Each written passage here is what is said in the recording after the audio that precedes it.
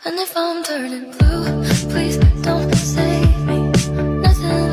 Assalamualaikum warahmatullahi wabarakatuh. Baik, perkenalkan nama aku Vita Aldama. Jadi, kali ini aku yang akan bertugas menjadi pemateri pada program kerja Tuntas 2 Hima Prodi Ekonomi Syariah dengan mata kuliah Ekonomi Mikro Islam. Baik, tanpa berlama-lama, langsung saja pada panitia yang bertugas bisa di-share screen ya soal-soalnya.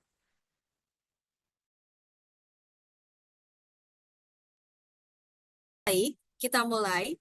Soal yang pertama, biaya produksi yang melakukan pinjaman dengan bunga akan mempengaruhi jenis biaya. Jawaban yang benar yaitu adalah fixed cost. Karena biaya bunga dan pinjaman biasanya dikategorikan sebagai fixed cost karena sifatnya tetap dan tidak berubah sesuai dengan jumlah produksi. Soal nomor 2, pinjaman dengan bagi hasil akan mempengaruhi total cost. Jawaban yang benar yaitu A. Karena pinjaman dengan bagi hasil itu keuntungannya yang harus dibayarkan kepada pemberi pinjaman menjadi bagian dari biaya operasi. Soal nomor 3, tambahan biaya total cost karena bertambahnya output yang diproduksi sebanyak satu satuan adalah marginal cost. Jawaban yang benar adalah A.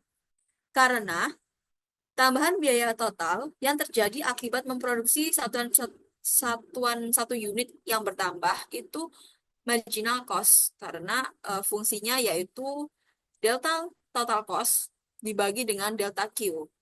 Jadi marginal cost ini digunakan untuk menganalisis keputusan produksi yaitu apakah penambahan produksi itu akan menguntungkan atau tidak. Seperti itu. Soal nomor 4. Isoquant adalah kombinasi input yang menghasilkan jumlah output yang sama. Jawaban yang benar adalah A. Karena isoquant itu menggambarkan berbagai kombinasi input seperti tenaga kerja dan modal yang dapat menghasilkan tingkat output yang sama. Nomor 5, isokos adalah kombinasi input yang menghasilkan output dengan biaya yang sama.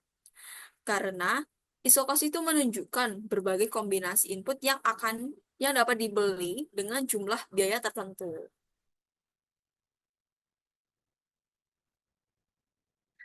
Baik, kita lanjut ke nomor 6. Distorsi pasar adalah, jawaban yang benar adalah A. Perilaku konsumen dan konsumen yang terjadi karena adanya penyimpangan dari para pelaku pasar.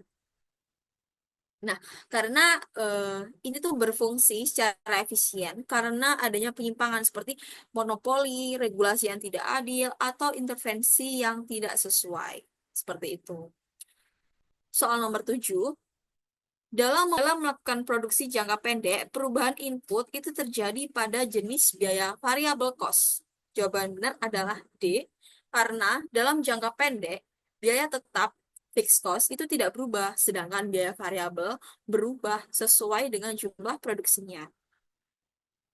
Soal nomor 8, salah satu tujuan produksi itu kecuali A. Pemenuhan kebutuhan manusia pada tingkat moderat.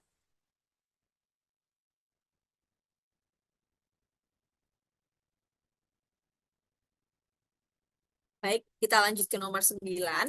Fungsi produksi menunjukkan jumlah output maksimum yang dapat diproduksi dengan jumlah input tertentu, yakni A. Input tenaga kerja dan input modal. Karena fungsi produksi sering mengasumsikan dua faktor utama, yaitu tenaga kerja dan modal, sebagai input utama dalam produksi. Soal yang terakhir, sejumlah firm yang saling bersaing karena produk mereka saling menggantikan, baik dengan pergantian yang sempurna maupun tidak. Nah, disebut dengan jawaban yang benar yaitu C, market.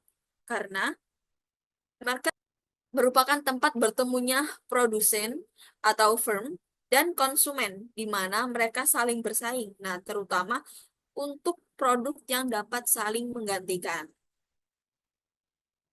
Baik, saya kira sudah cukup. Bagaimana nih rekan-rekan? Semoga bisa paham ya sama materi yang sudah disampaikan.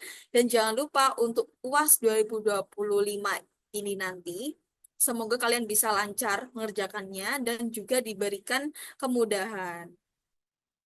Baik, sekian dari saya. Apabila ada salah kata dan kekurangan, mohon maaf yang sebesar-besarnya. Akhir kata, wassalamualaikum warahmatullahi wabarakatuh. Terima kasih.